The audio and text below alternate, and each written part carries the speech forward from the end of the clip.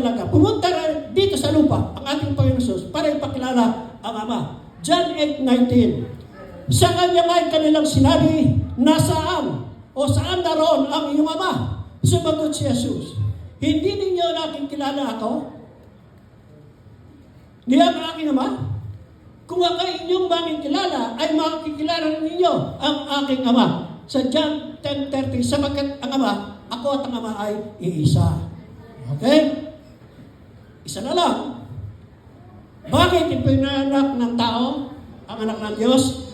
Upang hanapin at iligtas ang nawawala. Ito ang kanyang mission sa lupa. Diba? Sapagkat ang anak ng tao ay naparito upang hanapin at iligtas ang nawawala. Ito yung unang kauna-unahang pangangaral ni Jesus. Ipinahayag niya ito. In-apply niya itong sinabing ito na naparito si Jesus para hanapin iligtas ang nawawala. Tingnan po natin, kanino in-apply? Yung unang evangelism ni Jesus. Saan? Kanino? Noong siya ay kausap niya yung babaeng Samaritana. Nung napagod siya, umupo sa tabi ng balon. Ano? Natandaan niyo yun?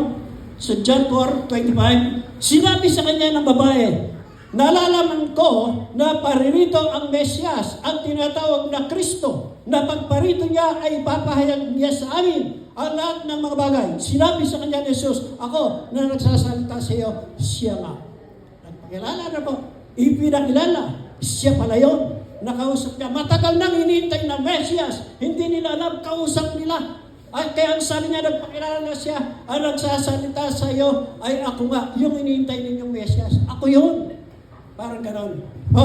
Kaya yan po ang purpose ng Diyos. Kung bakit ipinanak ng tao ang anak ng Diyos upang hanapin at iligtas ang nawawala.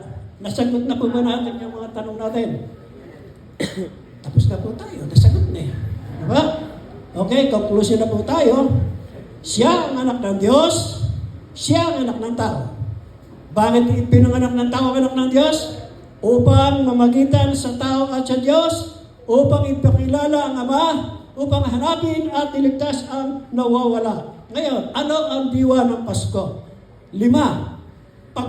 Pagmamahalan, pagkakaisa, pagpapatawaran, pagbibigayan, pag-asa sa kaligtasan. Maligayang Pasko po sa inyong lahat. Maraming salamat po sa ating pagkikita ngayong umaga.